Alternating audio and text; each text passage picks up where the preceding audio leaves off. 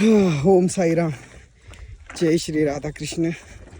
आणि आपल्या टार्झनवर सायकलवर आपण गावाला आलो आहे. सकाळचे 9:30 वाजलेत आणि भेंडी सूर्योदय बघा. आणि आपल्या गावचा मोमनदेव अक्षय ना आकाशचा मळा आला इथं. आणि हे पोपोज भाऊचं घर, सचिन भाऊचं, आपला सोनू भैया. हायला एक सांगायची गोष्ट राव, वाटेने येताना एक पण झाड नाही आहे राव. पहिलं कशी वडाची झाडं ते नव्हती आणि आता ह्याच छोट्याशा झाडाची सावलीची किंमत कळते.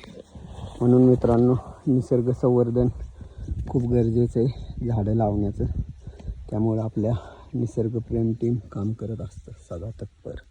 आता उन्हाळ्यात झाडाला पाणी घालूया. धन्यवाद.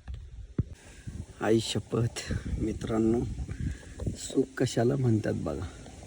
भेंडी ही गार सावली किती समाधानकारक आहे. मस्त आता दम खाऊन झाल्यावर मस्त एक पाण्याची बाटली पिणार. आणि अजून एक तुम्हाला गंमत दाखवतो बघा बरं का. त्या तिकडं माझा चुलता आहे ना, रानातला गहू काढतोय आणि ऊन बघा कसलं आहे.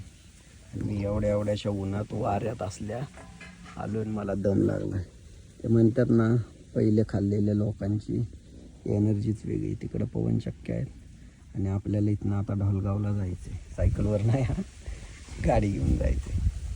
ही म्हैसी बा रवत करत बसली. चला तर मग जाऊयात आपल्या मेजर साहेबांच्या घरी, आपल्या भावाकडं रोहितकडं. तो ड्युटीला आहे पण आपल्याला एक काम लागलं आहे, तिकडं जायचं आहे. जय श्री राधाकृष्ण.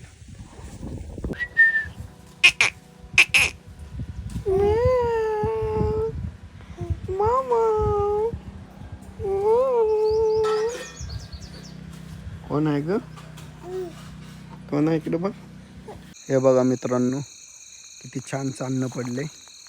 गहू कसं एकदम पांढरं शुभ्र दिसायला लागलं. कुठे गेला चंद्र? बघा चंद्र. एक नंबर गावाचं वातावरण. आणि रातकिडे बघा कसे वरडायला लागले.